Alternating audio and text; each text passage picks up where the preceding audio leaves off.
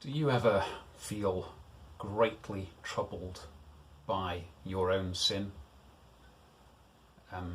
I do sometimes, and in truth, probably not as often as I ought to, because I know that any kind of sin is an offence against God, against our Maker. But the right response to our own personal sin is to be penitent, to regret it, to seek to turn away from it, to be asking for forgiveness. And Psalm 6 is one of these psalms, and you may wonder how a man who was so blessed and known for being a man that sought after God's heart, like King David, how could somebody like that be so penitent as this psalm makes out? But then you think back to the fact that he actually committed fairly severe crimes, and having a knowledge of who God is, you could understand then that he might feel very, very remorseful indeed for what he's done. Psalm 6 reads as follows, and there's a direction at the start that says, for the choir director, a psalm of David, so we know who wrote it, to be accompanied by an 8-stringed instrument, guitar plus 2 strings. O Lord, don't rebuke me in your anger, or discipline me in your rage. Have compassion on me, Lord, for I am weak.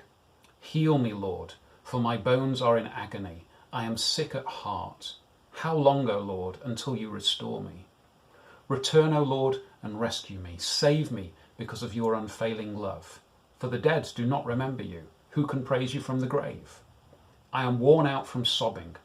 All night I flood my bed with weeping, drenching it with tears. My vision is blurred by grief. My eyes are worn out because of all my enemies. Go away, all you who do evil, for the Lord has heard my weeping. The Lord has heard my plea. The Lord will answer my prayer. May all my enemies be disgraced and terrified. May they suddenly turn back in shame. There's a really heartfelt cry here, isn't there? And I don't know what your position is, what your situation is right now as you read and hear this psalm, but it may be that you can identify with this. A night of agony, anguish of the soul, knowing that we've failed in some way to meet God's standards. And if you've ever been in such a situation that you have drenched your pillow with tears, I hope you can take some comfort from this psalm, because one thing that is noticeable about all of the psalms that David writes, they have real reality in them. They speak of the trouble of the human condition, being human, being flawed creatures, being sinful. And yet, he turns his eyes to God again and again and again. And he's a great role model for us in this. So no matter how deadly the situation, how irredeemable it might seem to us, we know that we can turn to the Lord, because he says at the end, the Lord has heard my weeping. The Lord has heard my plea. The Lord will answer my prayer. And that is a promise on which we can depend.